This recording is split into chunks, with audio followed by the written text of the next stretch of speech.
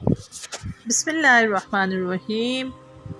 اللہم صلی علی سیدنا محمد وعلی آل سیدنا محمد وبارک وسلم۔ امید سحر کے پلیٹ فارم سے میں ہوں ڈاکٹر رقیہ عباسی، اور آج ہم انشاءاللہ سورہ نور کا تعارف پڑھیں گے۔ سورہ نور مدنی صورت ہے اور اس میں 64 آیتیں اور 9 رکوع ہیں۔ یہ قرآن مجید کی بہت پیاری اور خوبصورت صورت ہے۔ اس صورت کا مرکزی موضوع معاشرے میں بے حیائی اور فحاشی کو روکنے اور عفت و عصمت کو فروغ دینے کے لیے ضروری ہدایت اور احکام دینا ہے۔ پچھلی صورتوں کے شروع میں مومنوں کی جو خصوصیات بیان فرمائی گئی تھیں، ان میں سے ایک خصوصیت یہ تھی کہ وہ اپنی شرمگاہوں کی حفاظت کرتے ہیں، یعنی باعفت زندگی گزارتے ہیں۔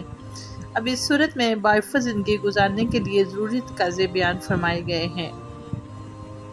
چنانچہ صورت کے شروع ہی میں زنا کی شرعی سزا بیان فرمائی گئی ہے، اور ساتھ ساتھ یہ بھی بتایا گیا ہے کہ جس طرح زنا انتہائی گھٹیا اور گھناؤنا جرم ہے، اسی طرح کسی بے گناہ پر شرعی ثبوت کے بغیر زنا کا الزام لگانا بھی نہ صرف سخت گناہ ہے بلکہ اس پر بھی سخت قانونی سزا مقرر فرمائی گئی ہے۔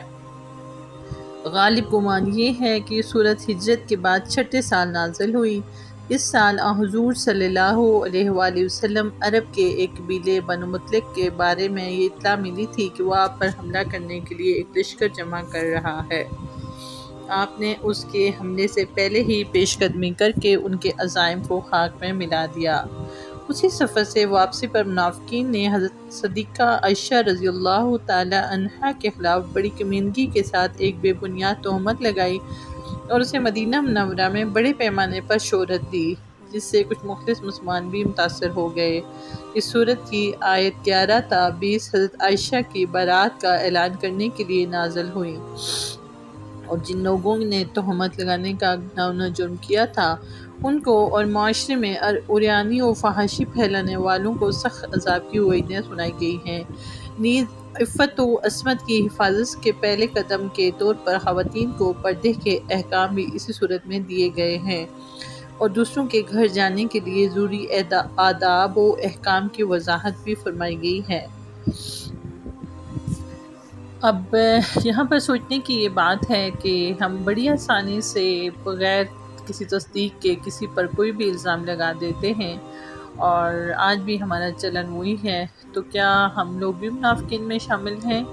اور آج جب کوئی خاتون کسی بھی مرد کو پیش قدمی سے روکتی ہے اور اس کو یہ کہتی ہے کہ میری یہ حدود ہیں اور ان حدود سے آگے بڑھنے کی، ان سے تجاوز کرنے کی ضرورت نہیں ہے، تو وہ مرد اس خاتون کو کسی بھی طریقے سے غلط طریقے سے مشہور کر دیتا ہے، اور ہم سننے والے سارے اسے متاثر ہو کر اس خاتون کو نفرت کا نشانہ بنا رہے ہوتے ہیں، جبکہ نبی کریم صلی اللہ علیہ وآلہ وسلم کی حدیث سے یہ بات ثابت ہو چکی ہے کہ اگر کوئی وصف کسی انسان میں ہو، کوئی عیب کسی انسان میں ہو اور وہ اسے توبہ کر لے اور دوسرا اس کی برائی کرے، تو اس شخص کو اس وقت تک موت نہیں آئے گی جب تک وہ شخص خود بھی اسی برائی میں مبتلا نہ ہو۔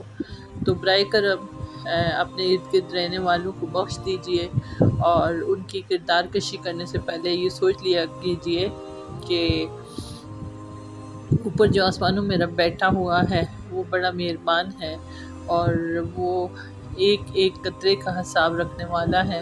وہ شر بھی آپ کو لوٹاتا ہے اور وہ خیر بھی آپ کو لوٹاتا ہے۔ تو اس رب العالمین سے آئیے، اس رب العالمین سے استغفار کرتے ہیں، اور اپنی جہالتوں کی پناہ مانگتے ہوئے، اپنی جہالتوں کی معافی مانگتے ہوئے اس کو یہ کہتے ہیں کہ اے رب العالمین، ہم کمزور اور عاجز ہیں، تو ہمارے عیبوں پہ پردہ ڈال دے اور ہمیں توفیق دے کہ ہم تیرے بندوں کے عیبوں کی پردہ داری کریں۔